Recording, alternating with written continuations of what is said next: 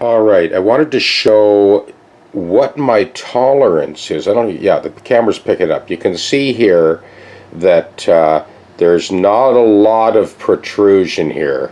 The idea is I will remove the neck on this to run a mill file along the edge and flush those frets with the edge of the rosewood before I reinstall the binding. So you can see that, yeah, those frets came out pretty clean. It's an old fingerboard, right? I just thought before I put those last two frets in I would show you that. This is the brass nut blank that I just made from brass stock. And that will just press fit in to, just look at the cross-sectional profile there, into that slot. So the binding actually goes on either side of that. John actually prefers to have brass for the nut as opposed to plastic or bone.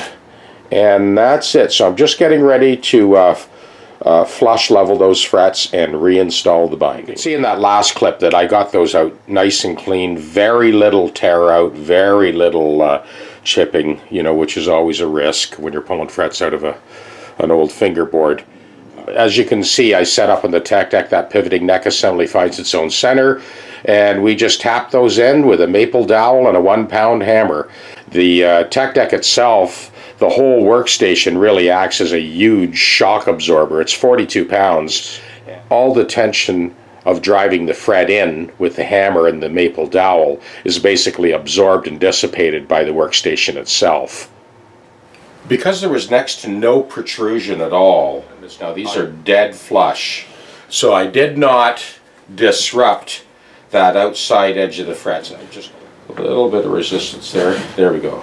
So I'm just running along that ledge, flush those frets right up. Now we're ready to reinstall the binding, and that's it. Just doing the final check on that brass nut blank. I want to make sure it's not too long to actually push the binding off. So I've got it. Yeah, that's a good press fit, and it's flushed right up. So now we're ready to put that binding on. Here's another little tech deck maneuver for all you tech deckers out there. I just slipped the leather pad out of the way. It's velcroed to the platform, and then I've got those spring clamps and just hold the neck up against the padded rail to get it in the best position for reinstalling this binding. This is basically a stack of 5 straight edges that I made up for all the students. And what's the price sticker on there? $12.99. Okay, so for 13 bucks they got 5 straight edges. All the straight edges they'll ever need. They each got their own kind of stack of straight edges.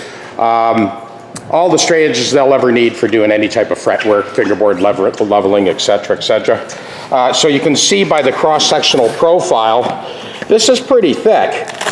These are definitely more than strong enough to, to hold true for leveling and checking your frets, so on and so forth. I have a $200 Starrett machinist rule stainless steel that's basically collected dust for the last 20 years because I've been using these guys.